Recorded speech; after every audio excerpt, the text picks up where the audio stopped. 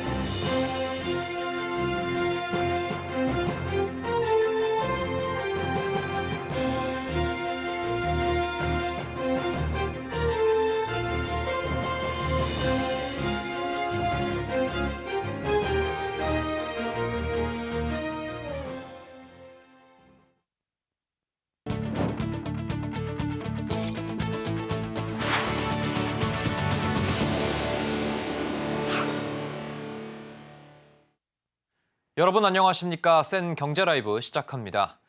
한국 증시 저평가를 해소하겠다며 팔을 걷어붙인 윤석열 정부가 이 밸류업 프로그램에 윤곽을 내놨습니다. 그러나 시장 기대에 미치지 못할 설익은 정책이라는 지적과 함께 그간 오른 지주사, 금융주 등의 저평가 업종의 주가 하락세가 거셌습니다. 김혜영 기자입니다. 지난해 말 기준 PBR 1배 미만의 코스피 기업은 526개. 전체 코스피 기업의 65.8%에 달합니다. PBR은 주식의 장부상 가치 대비 시장 가치를 뜻합니다. 즉 주가가 순자산의 장부 가치 수준에도 미치지 못할 만큼 저평가된 셈입니다. 이를 개선하고자 정부가 오늘 기업 밸류업 프로그램 방안을 구체화했습니다. 우선 7월부터 배당 수익률 공시 등 기업 스스로 자사의 가치 제고 계획을 공시하도록 유도한다는 방침입니다. 적극적인 참여를 위해 우수기업 표창과 세제 지원 방안을 강구하고 있습니다. 모범 납세자 선정, 연구개발 세액공제 사전 심사 우대 등의 혜택을 검토하고 있습니다. 이와 함께 자금이 유입될 수 있도록 관련 지수 및 상장 지수펀드를 연내 출시한다는 계획입니다. 또 이른바 큰손으로 불리는 연기금 등의 투자 활용도를 높이기 위해 스튜어드십 코드도 개정합니다. 금융위는 이와 관련한 최종 가이드라인을 오는 6월 확정해 발표할 계획입니다. 그러나 기대감에 오른 저평가주들은 정부의 세부한 공개와 함께 실망 매물이 출회됐습니다. 금융, 지주사, 자동차 업종을 중심으로 하락세가 깊어지며 코스피가 2640선까지 밀렸습니다. 증권가에서는 이번 정부 발표와 관련해 소문난 잔치에 먹을 것이 없다는 속담을 떠올리게 한다고 지적하고 있습니다. 의무사항이 아닌 권고로 강제성이 없어 기업들의 자발적 참여가 관건으로 보입니다. 그러나 배당 세제 지원 방안 등이 빠지며 참여 유인책이 부족하다는 지적이 나옵니다. 또한 지배구조 개선 보고서 제출 의무화도 포함되지 않아 아쉬운 대책이라는 평가마저 나옵니다. 이에 일각에서는 오는 4월 총선을 앞두고 1,400만 개인 투자자 표심을 잡기 위한 당근도 채찍도 없는 설익은 대책이라는 비판을 내놓고 있습니다. 서울경제TV 김혜영입니다. 프랜차이즈 본사 단체가 가맹사업법 개정안을 놓고 반발하며 오늘 반대 집회를 열었습니다. 29일 예정된 국회 본회의에서 더불어민주당이 해당 법안의 직회부를 시도할 수 있다고 보고 행동에 나선 겁니다. 이해란 기자입니다. 오늘 오전 서울 여의도 국회의사당 앞에서 프랜차이즈 본사단체인 한국프랜차이즈산업협회는 가맹사업법 개정안의 재논의를 촉구하는 집회를 열었습니다. 이번 개정안은 가맹점주단체 등록제를 실시하고 단체가 협의를 요청할 때 가맹본부가 응하지 않으면 시정조치 등 제재를 받는 내용을 담고 있습니다. 야당과 가맹점주단체는 업계의 갑질 방지를 위해 가맹사업법 개정의 필요성을 주장하고 있습니다. 가맹본부가 대화를 회피하는 경우가 많아 단체의 대표성 확대를 위해 법적 지위를 부여하는 제도를 추진하자는 겁니다. 하지만 여당과 한국프랜차이즈산업협회는 개정안에 가맹점주 단체 수를 명확히 제한하지 않아 많은 단체가 난립할 수 있다며 강력히 반발했습니다. 이는 노조법에 있는 교섭창구 단일화 의무, 명부 공개 의무조차 누락된 것이라며 노동조합보다 사업자 단체에 더 강한 권한을 주는 법안이라고 주장했습니다. 21대 국회에서 계류 중인 가맹사업법 개정안은 절대로 통과되어서는 안 됩니다. 가맹본사와 가맹점 사이에 끝없는 분쟁이 발생하는 것은 물론 복수의 점주단체와의 협상으로 인해 가맹점주 간에도 갈등이 이야기될 가능성이 높습니다. 가맹사업법 개정안은 지난해 12월 야당 단독으로 국회 상임위를 통과했지만 법제사법위원회에 2달 넘게 계류 중입니다. 국회법에 따르면 법사위가 60일 안에 특별한 이유 없이 심사를 마치지 않으면 소관 상임위의 5분의 3 이상 의결로 본회의 직회부를 할 수 있습니다. 민주당이 29일 예정된 국회 본회의에 직회부를 시도할 가능성이 있다고 알려지며 프랜차이즈 본사단체는 졸속 개정을 중단하라고 목소리를 높였습니다. 이들은 다음 22대 국회에서 이해 관계자들과 충분한 협의 후 개정안을 입법해야 한다고 강조했습니다. 서울경제TV 이혜란입니다. 카카오가 카카오 모빌리티의 가맹 택시 사업 매출 기준을 순액법으로 변경하는 방안을 검토하고 있습니다. 카카오 모빌리티는 택시기사나 회사에서 운행 매출의 20%를 받고 16%에서 17%를 광고나 데이터의 대가로 되돌려줬는데요. 금융감독원이 매출을 위법하게 부풀린 분식회계라고 지적하자 기준 변경을 검토하고 나선 겁니다. 윤혜림 기자입니다. 카카오가 카카오 모빌리티의 가맹 택시 사업 매출을 기존 총액법에서 순액법으로 변경하는 방안을 검토하고 있습니다. 카카오 모빌리티의 가맹 택시 매출 인식의 경우 카카오 모빌리티에서 총 매출로 회사 제시 재무제표를 제공하였으나 연결 관점에서 순액법과 총액법 매출 인식에 대한 검토가 진행 중임을 말씀드립니다. 카카오 모빌리티의 가맹 택시 사업 주체는 100% 자회사인 KM솔루션이라는 회사입니다. 가맹 택시는 운행 매출의 20%를 KM솔루션에 지불하고 카카오 모빌리티는 택시로부터 주행 데이터를 구매해 16%가량의 제휴 수수료를 내는 사업 구조를 갖추고 있습니다. 이런 사업 구조를 바탕으로 카카오 모빌리티는 총액법을 적용해 매출액을 20%로 잡았습니다. 하지만 금융감독원은 비용 등을 뺀 순액법을 적용해 운임의 3에서 4%를 계상해야 한다고 지적했습니다. 가맹택시 사업 매출을 부풀린 분식회계에 해당한다고 판단한 겁니다. 이에 대해 카카오 모빌리티 관계자는 일부에서 제기하고 있는 상장을 위한 매출 부풀리기는 그동안 회계법인 검토를 통해 재무제표 적정 의견을 받은 만큼 무리한 해석이다라는 입장을 내놨습니다. 또 이 관계자는 계약을 통해 수집된 데이터는 가맹사업 이외에도 바이크 배치 입지 선정이나 미래 모빌리티 사업 개발 등 목적이 다른 사업 분야에 활용되고 있다며 가맹 수수료를 받았다가 되돌려주는 게 아닌 별도의 계약을 통해 비용을 지불하는 것이라고 덧붙였습니다. 한편 금감원은 지난주 카카오 모빌리티의 분식회계 혐의로 류긍상 카카오 모빌리티 대표에 대해 해임 권고와 함께 과징금 90억 원을 부과했습니다. 서울경제TV 윤혜림입니다.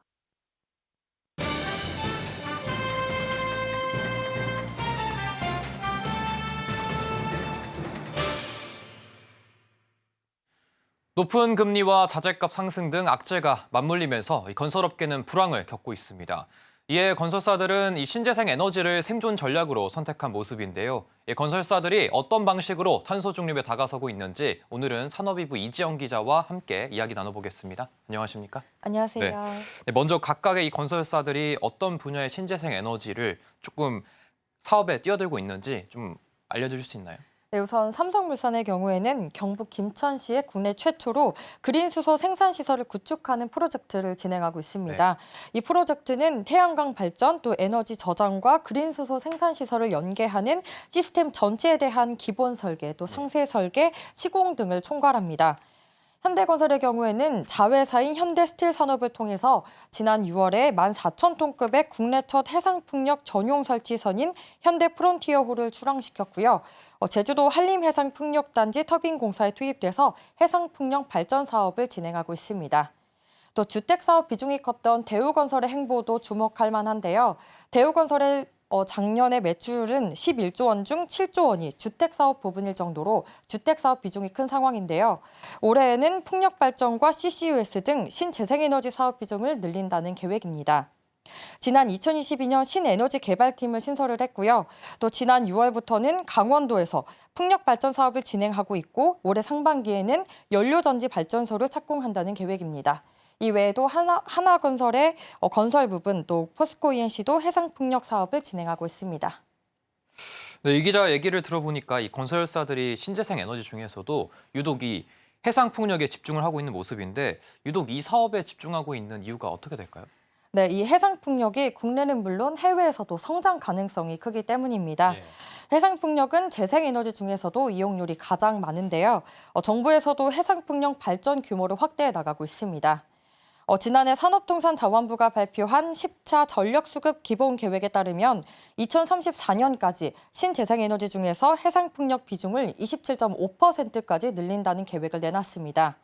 여기에 해상풍력 배후항만 적기 조성, 또 해상풍력 운영관리 서비스를 육성한다는 방침입니다. 또 세계적으로도 해상풍력 시장 규모는 더 커질 전망입니다. 국제재생에너지기구에 따르면 전 세계 해상풍력 발전 설비 규모는 지난 2013년 717메가와트에서 2016년 14,342메가와트, 또 2022년에는 63,200메가와트로 크게 올랐습니다. 전 세계 해상풍력 발전 용량은 2020년 34기가와트에서 2030년 228기가와트, 2050년에는 1000기가와트가 넘을 걸로 예상하고 있습니다. 네, 이 건설사들이 오히려 이렇게 신재생 에너지 사업으로 좀 전환을 하고 있는데 이렇게 된 이유가 어떤 것들이 꼽힐까요? 네, 우선은 건설 경기가 좋지 않은 데다가 주택 침체가 계속 이어지면서 좀 위험성이 큰 사업에서 벗어나서 성장 가능성이 큰 신재생에너지 사업으로 전환하려는 것으로 풀이가 됩니다. 신재생에너지 사업에 공을 들이는 건설사는 SK 에코플랜트가 대표적으로 꼽힙니다. 지난 2021년 5월에 SK건설에서 사명을 SK 에코플랜트로 바꾸면서 신재생에너지 사업에 가장 적극적으로 뛰어들고 있습니다. 사명을 바꾼 해의 주택사업 비중은 31.6%였는데요. 작년 기준으로 22.9%로 낮아졌습니다. 신사업 비중의 경우에는 같은 기간 15.3%에서 35.1%로 늘었습니다. 즉 건축 비중을 줄이고 신사업 비중을 늘린 겁니다. 특히 친환경 에너지 사업은 건설 경기에서 큰 영향을 받지 않다 보니 상대적으로 안정적으로 사업을 이어나갈 수 있다는 건데요. 이와 관련해서 건설업계 관계자 인터뷰 들어보겠습니다. 환경에너지 사업의 경우 정부 규제 혹은 정책 변화 등이 아니면 경기에 큰 영향을 받지 않아 안정적인 수익 창출이 가능하다는 장점이 있습니다. 폐기물 처리나 소각, 에너지 생산과 같은 고정적인 처리 수요가 있기 때문인데요. 그래서 건설 사업보다는 상대적으로 외부 경기의 영향을 덜 받는다는 특징이 있습니다. 앞으로 건설업계는 친환경 에너지 연구 개발을 확대하고 또 해외 기업과의 협력을 확대하는 등 사업 확장에 보다 적극적으로 뛰어들 것으로 보입니다. 네, 지금까지 이지영 기자와 함께 이야기 나눠봤습니다. 오늘 말씀 감사합니다. 감사합니다.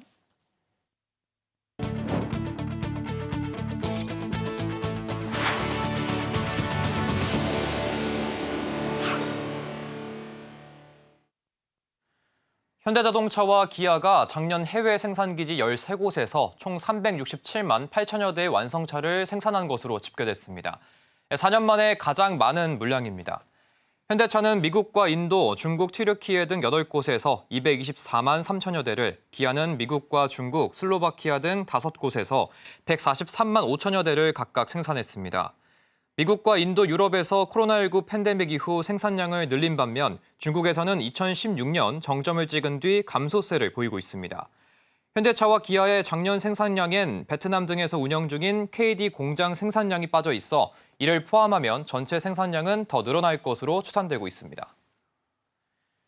정부가 다음 달부터 고금리 고통을 받고 있는 자영업자와 소상공인에게 이제 상생금융 지원을 본격화합니다.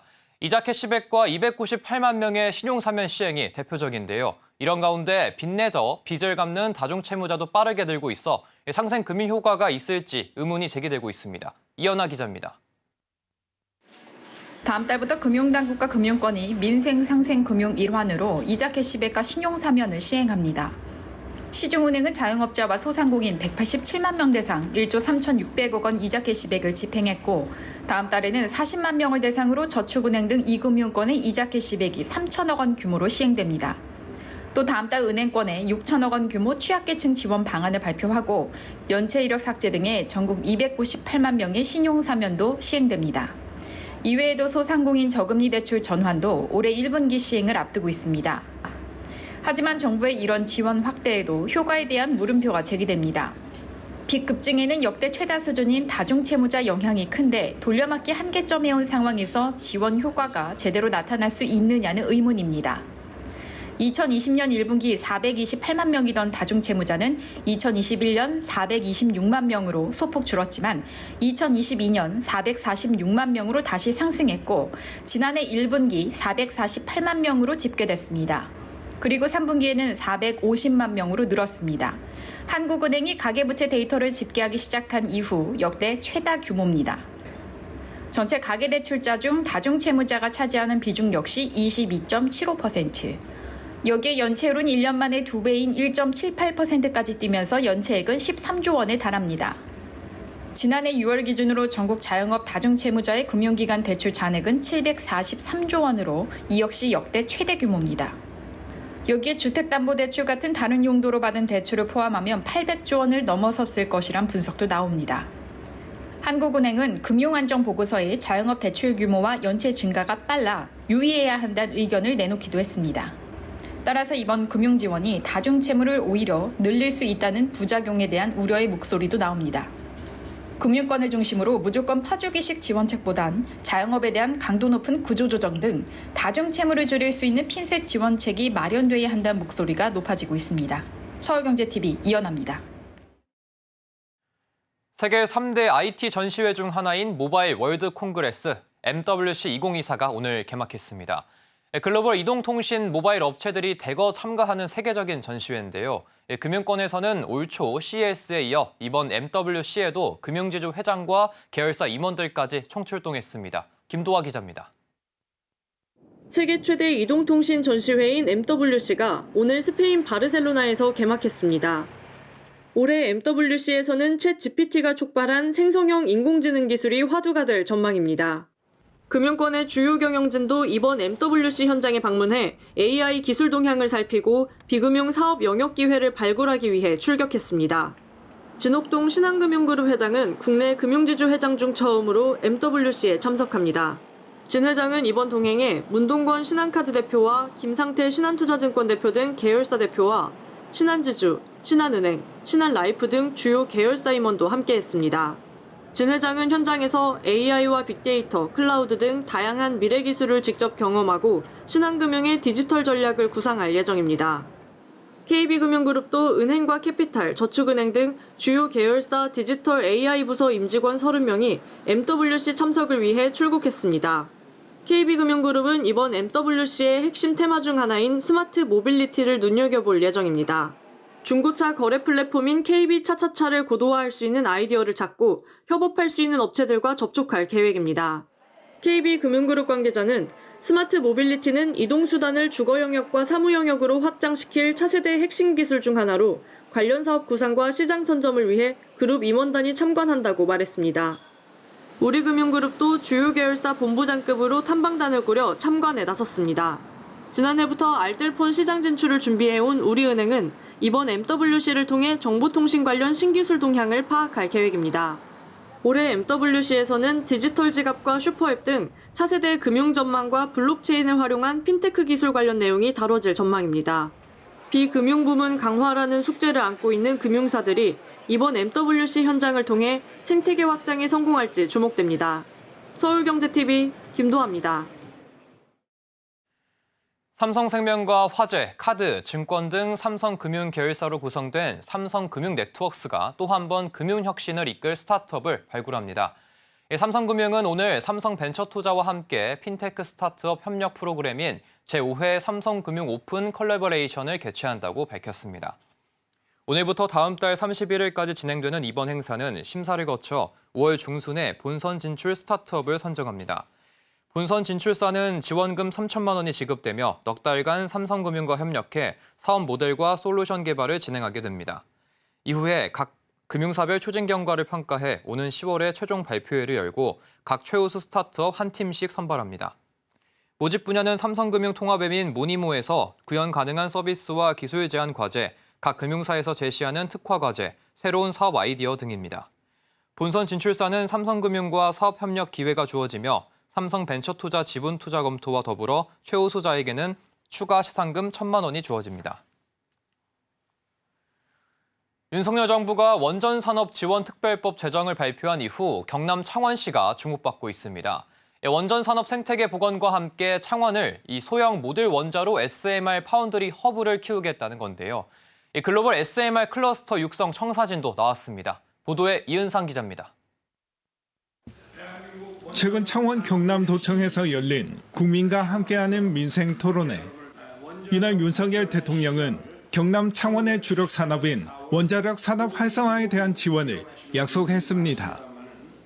이번 정부 5년간 소형 모듈 원자로 SMR을 포함한 원전 R&D 분야에 4조 원 이상을 투자하고 이 산업 육성을 위해 원전산업 지원 특별법을 제정하는 게 주 내용입니다. 어마어마한 경제적 효과를 가져오는 민생 직결 사안입니다. 그래서 저는 취임 직후부터 원전 정책과 원전 생태계의 정상화를 최우선 과제로 추진해 왔습니다.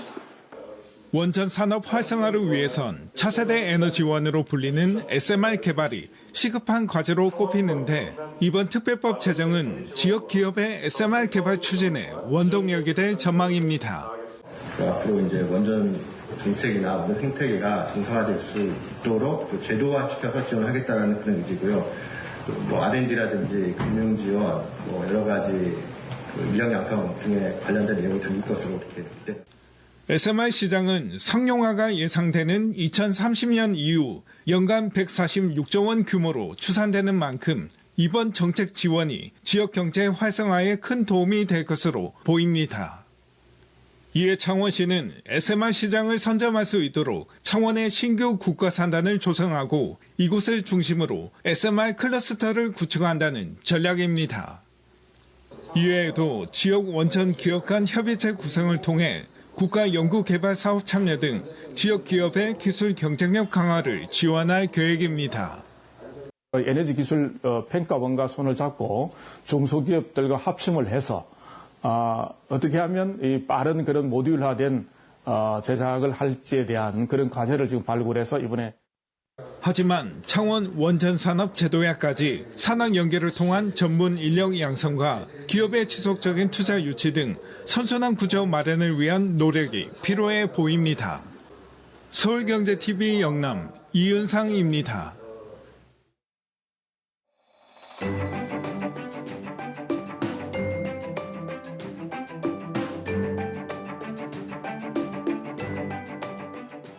안녕하세요. K웨더 라이프스타일 예보 박유라입니다. 현재 영동으로 눈 또는 비가 내리고 있는데요. 내일 새벽쯤 그치겠고 양은 1에서 3cm, 산간 많은 곳은 최고 5cm 이상이 되겠습니다. 한편 그 밖의 지역은 대체로 맑거나 구름 많겠고요. 낮 동안 포근하겠지만 아침 저녁에는 다소 춥거나 쌀쌀하겠습니다. 일교차가 크다는 점 유의하셔야겠습니다. 다음은 자세한 지역별 날씨입니다. 중부지방 아침 기온 서울이 0도, 춘천 영하 3도로 시작해 한낮에는 7도에서 9도 선까지 오르겠습니다.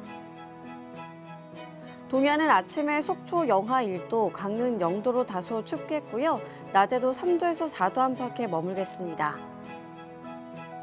남부지방 낮 기온 광주 12도, 대구 9도까지 올라 온화하지만 아침 저녁에는 쌀쌀하겠습니다.